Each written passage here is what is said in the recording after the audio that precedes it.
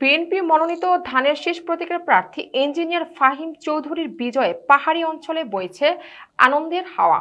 নির্বাচনের ফলাফল ঘোষণার পর থেকে পাহাড়ি জনপদে জুড়ে দেখা যায় উৎসবের আমেজ।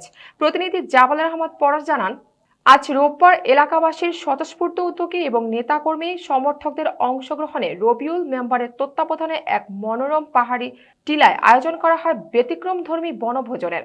প্রকৃতির সবুজ ঘেরা পরিবেশে আয়োজিত এই বনভোজন যেন পরিণত হয় এক মিলন মেলায়। সকাল থেকে বিভিন্ন ওয়ার্ড ও ইউনিয়ন থেকে নেতাকর্মী ও সমর্থকরা দলে দলে উপস্থিত হন।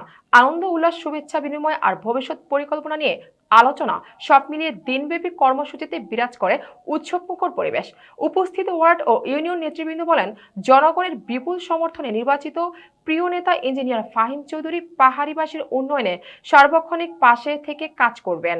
শিক্ষা, যোগাযোগ ব্যবস্থা, স্বাস্থ্যসেবা ও অবকাঠামোগত উন্নয়নের পাশাপাশি কর্মসংস্থানের নতুন সুযোগ সৃষ্টি করাই হবে তার অগ্রাধিকার। তারা আশা প্রকাশ করেন, পরিকল্পিত উন্নয়ন কার্যক্রম বাস্তবায়িত হলে পাহাড়ি অঞ্চলের দীর্ঘদিনের অবহেলা দূর হবে এবং দারিদ্রতা অনেকটাই কমে আসবে।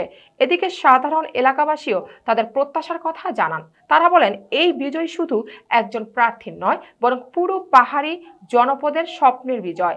উন্নয়ন ও কর্মসংস্থানের প্রতিশ্রুতি বাস্তবায়িত হলে নতুন প্রজন্মের জন্য তৈরি হবে সম্ভাবনার দ্বার।